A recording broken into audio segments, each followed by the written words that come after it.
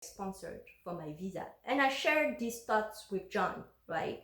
So a couple of years, a few years, 3 years, I think, after that, every year, basically what happens, I will ask for a raise. And if the company does not give me my raise, I apply to another company and give me myself the raise I deserve. So that's basically how I navigated my career. So after I think a couple 3 years or so, I passed his salary and almost doubled it. So at this point, we moved out. I told him I cannot live in an apartment like his. I need to be inspired. I needed a place that suited me. I need light. I need cleanliness. I need, you know, uh, that's just how I am. That's what inspires me to get up every day. My home is a very important part of my being. This is my sacred space, right? So basically, we moved out of the apartment where he was living at, and we rented a better apartment that suited my taste, and I was the one paying for the rent. He basically handled all the utilities. So at that juncture, I shared a lot of things about my childhood with him, right? About what I grew up with, because I grew up in a lot of filth and neglect in Benin, right? So I get triggered if I'm in an environment and I'm living in an environment uh, that does not embody who I am. I I I I, I suffocate, right? So basically, I shared all of those things with him, and eventually I was introduced to his parents. I met his parents, and that is when the character of his mother, yeah, let's call her, we're gonna call her Sandy, yeah, that's when I started observing certain behavior coming from his mother. Yeah, so we'll get into it. So basically, as we moved into a new place and I was paying rent, my salary, I was making at that point, at 3 years after, I think I was making, or 2 years after, I was making about almost doubled his salary, right? And that is when him and I started talking about my objective and where I'm aiming to go. And that's when he blurted out that he will marry me, um, and that I can also get my citizenship in marrying him. And I was like, well, why would he do something like that? And that's when he said, because I cared about you. I love you. We are a team, right? And it's like, I didn't even know that was a test, but no matter what, this guy was saying everything I wanted to hear. He made me feel safe, and even sexually, because he didn't have too many partners. I think he only had 2 or 3 partners before me. um, he was not knowledgeable in bed, right? Which allowed me to open up and discover my body and touch myself and express myself sexually with him freely, you know? And we just really bonded. And I expressed to him that I was not in love with him, but he was like my best friend at that point. We were really close to each other. We shared everything, Uh, he had his hobby. He was into racing, and I went through all his racing season. And my hobby was movies. I love watching movies, because for me, movies, it's a way to tap in to imagination, to share each other's perspective, to view other people's perspective. So, you know, we supported each other in this way, and we really bonded. And as I expressed to him that I was not in love with him, and I shared with him that the only person I had fell in love with was Derek. And he had severely broken my heart, and I am not ready to fall in love with anybody. And he responded that it was fine, but you know, that love comes afterwards, that first it starts with friendship, and through friendship, you know, the love will come afterwards, which was true, because you know, I even with Derek, we were really close friends first. He was one of, for me, he was my best friend, right? I love spending time with him, and he, you know, we will laugh everything off, and I was just myself, right? And it is from that space that I fell in love with him. So as John expressed that, you know, there was truth there. I was like, yeah, it's true. Yeah, I care about you. I love you. But it's just that I'm not in love with you. So I sat on that. And we were invited to a family friend's wedding, you know, and as I went to that wedding with his family, you know, and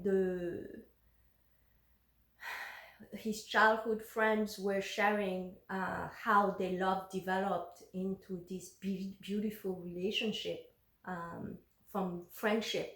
It affirmed what John and I discussed. So at that wedding, I proposed to him. I was like, yeah, okay, I want to marry you. Let's do it. Let's start our own family. Let's see what you and I as partners can create, you know. So he said yes, and I think a couple of months afterwards, we got married in our apartment. Um, and as we got married that same year, his parents were getting divorced, which is so interesting, right? Yeah, his parents were getting divorced, and things started getting exposed, right? Um, his mom started talking a certain way about their father, started expressing that his father cheated on her several times, and they were going to therapy. They were trying to work it out for the sake of the children. They stuck together, but and as the mom kept sharing these things, you know, it created a lot of distress with John, right? He expressed a lot of distress. He stopped talking to his dad. He would not talk to his dad at all. And at this point, you know, his dad started updating his will, you know, and expressing certain things. And that's when I started panicking, and I stepped in, right? Because for me, there were signs there, and I was like, you can't just reject your dad this way. You have to talk to him. You have to see his perspective, because there are things about your mom that you are not seeing, right? Relationships are not just one-sided, right? Your mom is sharing her perspective, but look, because his mom, Sandy, the way she talks about herself, she was always disgusted about herself. It just looking at a picture of herself, she would just say the most vile thing. And I pointed that out to John. I was like, look, imagine being married to someone like that. Who wants to fuck that? You know, nobody. It's not attractive, you know. So why don't you just talk to your dad and see what is happening? And then his mom will come back, and she'll be like, yeah, because his grandfather passed away a year, I think about a year or so before I came in the picture, right? So basically, she inherited money from her dad passing away, and things started coming up, right? Basically, she married John's father. She married him because her father, it was a requirement from her father. Her father imposed this requirement on her before she moves in with John's dad, right? So she expressed that. She was like, she was in college. She wanted to move in with her boyfriend, and her dad basically told her, in order to do so, you have to marry him. So she was forced to marry this guy, and she did it because she could not stand up to her dad, and because her dad was paying for everything. She did not have a choice, right? That this is what we call survival, right? So out of this, she was stuck with this guy, had children, and as this guy was fucking around, she said nothing. They went to therapy, and she held in this resentment until she inherited. Her dad passed away, and she inherited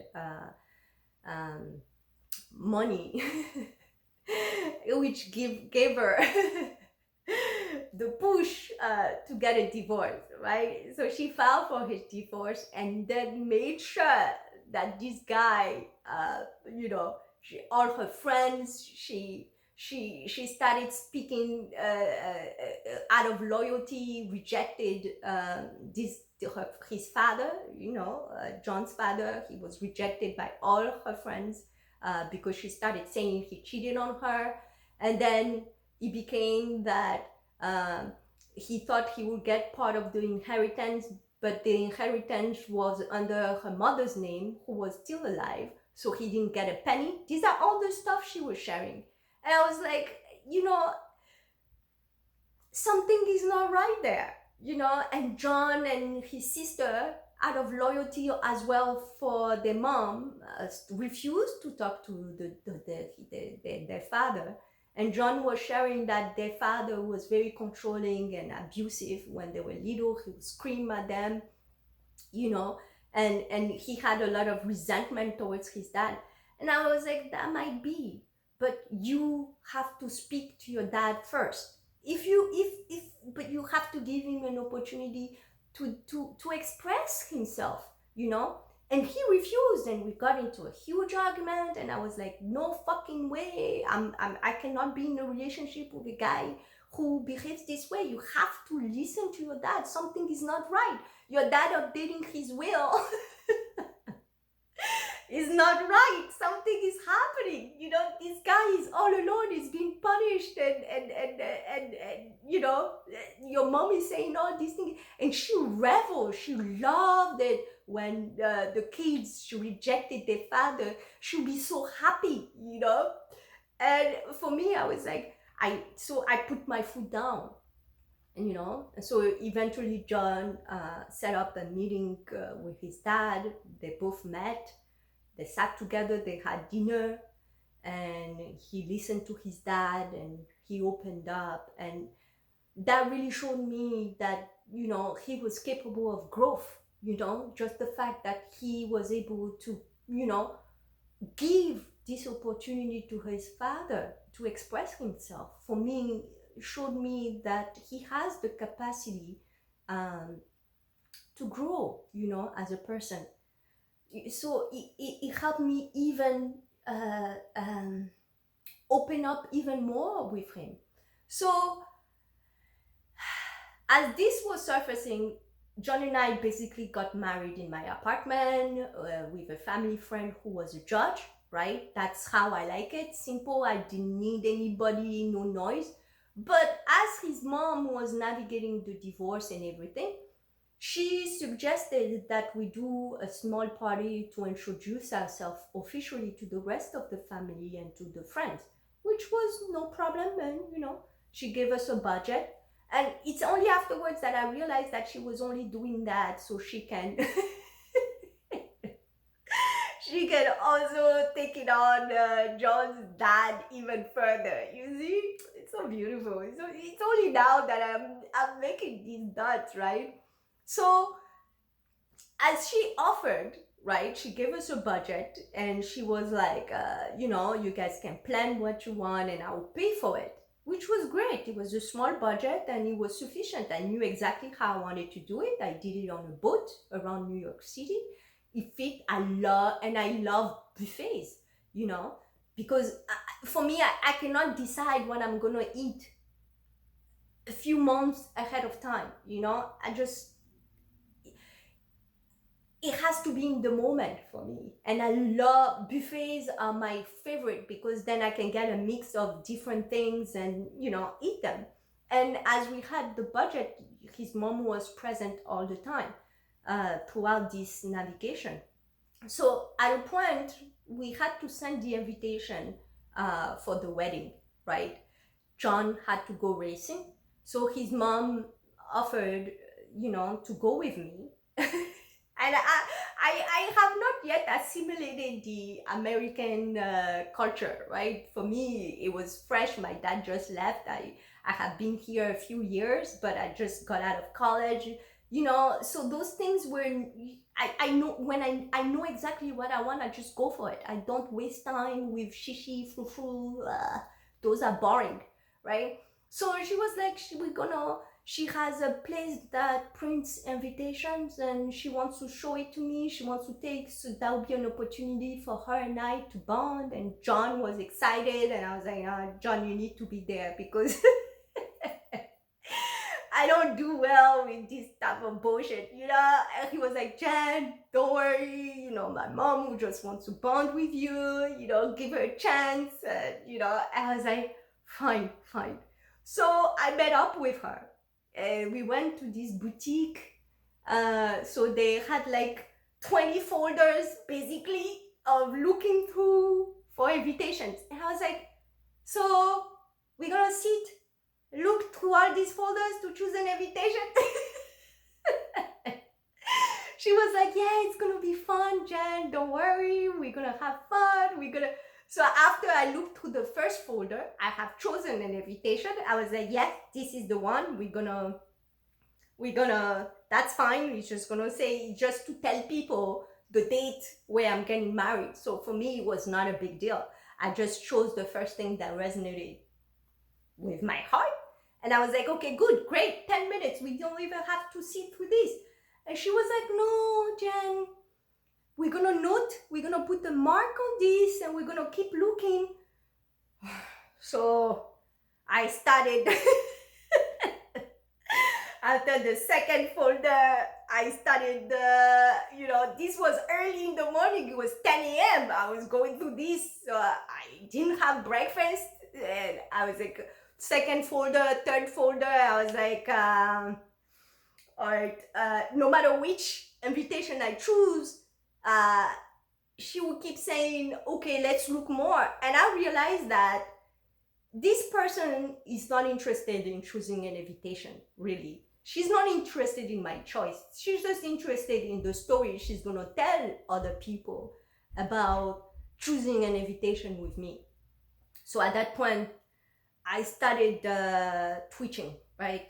So I stayed calm, went through this for over an hour, and I had chosen so many invitations. At that point, I was like, okay, let's just go for this invitation, you know. And I was really trying to control myself, right? Because I don't do well with this type of superficialities. I do not.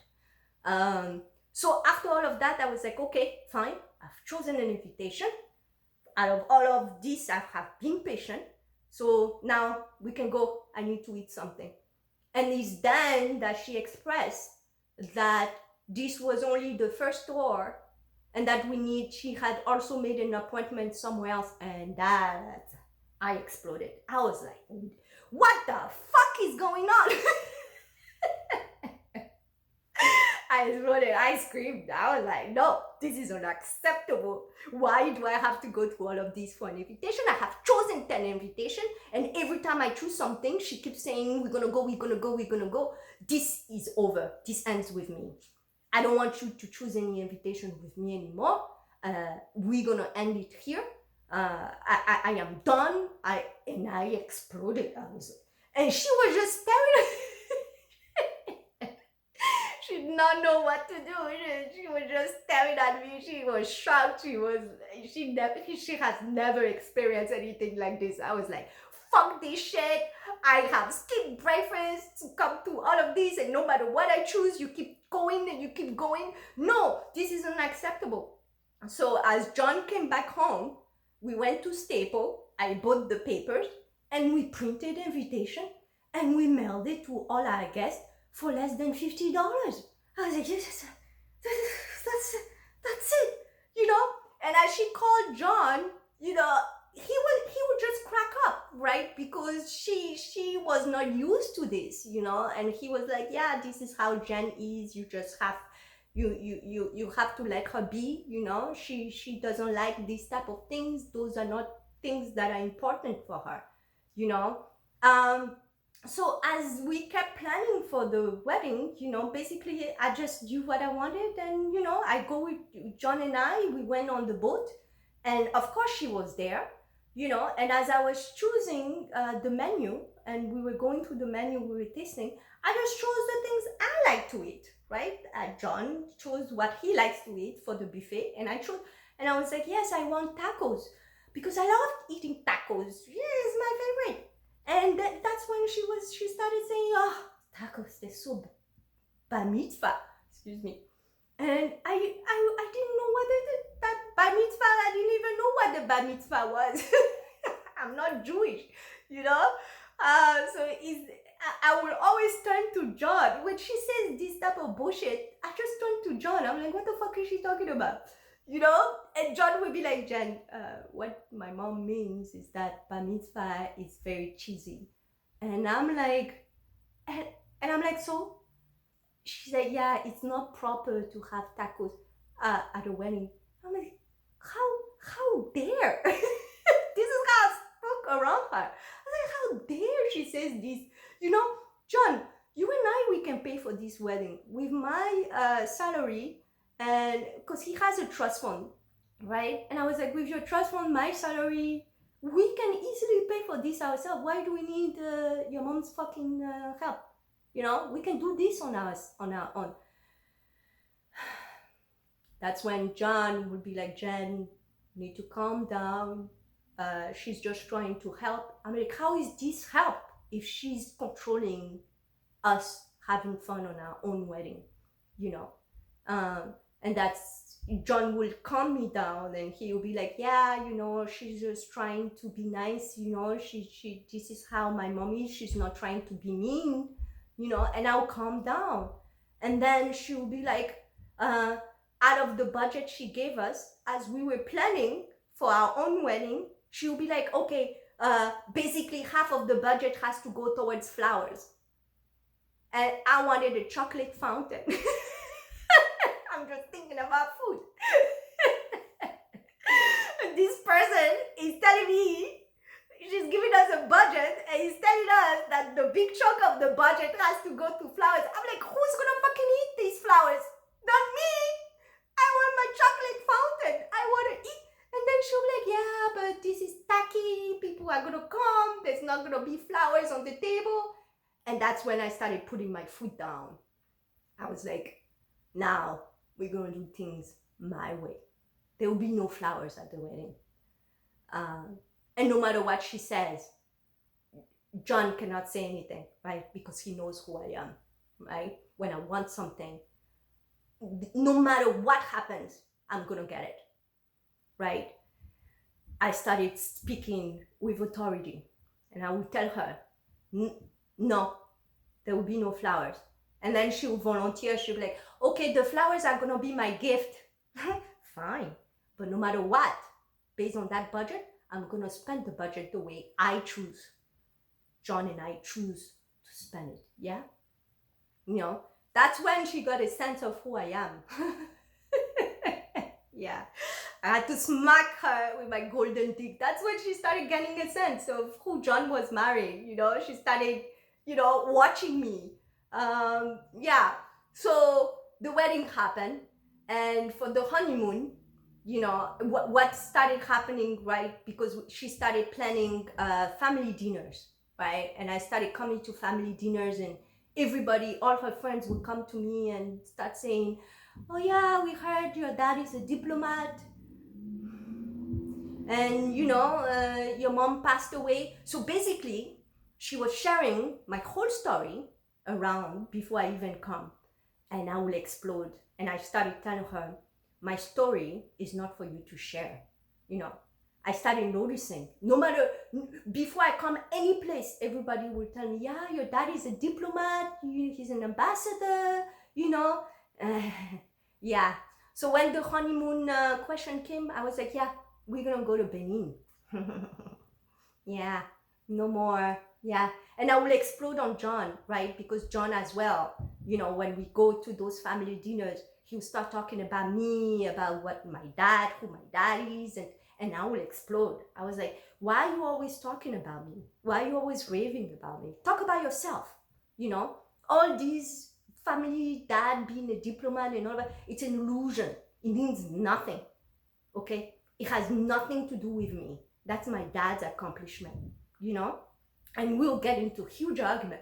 So when it was time to choose a place to go on a honeymoon, I was like, yeah, we're gonna go to Benin.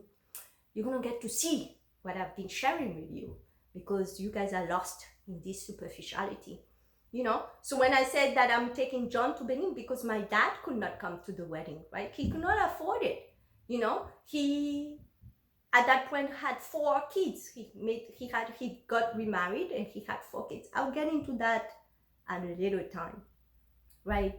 So when I said that John and I would go to Benin on our honeymoon, of course, my mother-in-law stepped in and was like, oh, I want to come too, and I'm gonna come with. She wanted to tag along with John's sister, and I was like, oh, beautiful, yes, let's do it. The more the merrier. Do you want to bring your dad? And he was like, no, because they were the divorce, you know, his mom did not want to be around his father. Fine, okay. So that's it. We went to Benin, and I paid for the tickets for my sisters, so they can tag along and come with us, and we'll be a whole family. And my sisters were so ashamed. They're like, Jen, I don't know how you're doing it. This one, my sister Kali and Jessica would say, I don't know how you're doing it, Jen. You're just gonna bring them to Benin. They're gonna stay in the house. Don't you think you should put them in a hotel, you know, to ease them into... I'm like, fuck no. They're gonna stay in the house, yeah, with us. They're gonna see what we grew up with. And even the place I grew up was no, the house I grew up in was not even there anymore, right? They didn't get to see the environment I really grew up in. They saw another side of it, because the house where they stayed was not even finished when I was little. You know, my dad completed it partly by the time I got married. So yeah, we went to Benin. They got to experience what I grew up with. So when we went to Benin, my dad wanted to show off. He said he wants to do a party, and I was like, a party? Why would you do a party? I don't know anybody. You know, I just want them to meet you. That's it. I just want a dinner in family. And he was like, no, I want to organize something big. I'm like, organize? Who is gonna come? You know, I don't have any friends. I'm a loner. You know, I don't bond with people easily. You know, so basically he invited people I didn't even know. You know, yes, there were friends of the family that came. My sisters invited their friends. So basically that he created a lot of noise. You know, but yeah, it was very elemental for me, that trip, because John really got to discover the level of racism I grew up with. Yeah, it cannot be explained. It has to be lived. You know, you cannot put it into words. Being chased around, being called Caucasian, no matter where you go. Yeah, it's an experience that can only be lived. You cannot talk. You cannot explain it any further. And even more than that, it's so beautiful. It's so beautiful. At a point, one of our family friends growing up were officially getting married as well. The woman was Polish and her husband was Beninese, right? He studied in Poland and they met each other just like my parents met in Romania, and they got married, and their children and us basically we grew up spending vacations with each other, right? So as they were getting married, and I came with John uh, to introduce John and his family to my dad, they asked John and his family to pretend to be the family of this Polish family friend because they were Caucasian. And as my dad muttered those words, right, and approached John's family without my approval, right, the level of shame I felt cannot be described. You know, this is the type of racism I'm talking about. So basically, because these people are Caucasian, you know, uh, they all Caucasians are the same to them, right? So it's like, can you just pretend you guys are family because this person has nobody by her side, you know? So that created a lot of resentment towards my dad, you know, and shame. I had to bury that very deeply. As that experience was over, for me, basically, throughout my whole childhood, I never got to discover Benin. I lived a very sheltered life. So the only thing I wanted to do was to discover Benin and see the wealth of beauty this country holds. You know, I wanted to discover my culture. I wanted to see where I was coming from. I wanted to go into museum and discover my ancestors, my root. So I hadn't been in my country 10 years prior. So for me, there was a lot of catching up to do, and I took John and all of us, we went into discovering places about Benin that were so beautiful and so rich, you know. And I was teaching John how to speak French, and you know, and embed him into the wealth of culture Benin really holds, you know. That was, at the end of the day, was a great experience. And as we came back, you know, I never heard anybody talk about my dad being a diplomat and things like that. It was beautiful. Yeah, no more talk about me at the parties. Everybody shut the fuck up. Yeah. So it served its purpose. So as we came back, I told John, okay, fine. Now you choose a place where you want to go so we can spend time together. You choose a honeymoon place because Benin has served its purpose for me, right? So he chose to go to Las Vegas because in Las Vegas there's a car show that he used to go at with one of his dad's friends. So we went there, and of course he wanted to show me the cars, his passion and whatever. So as we went to this car show, he stopped at one of the cars and would tell me to take a picture of him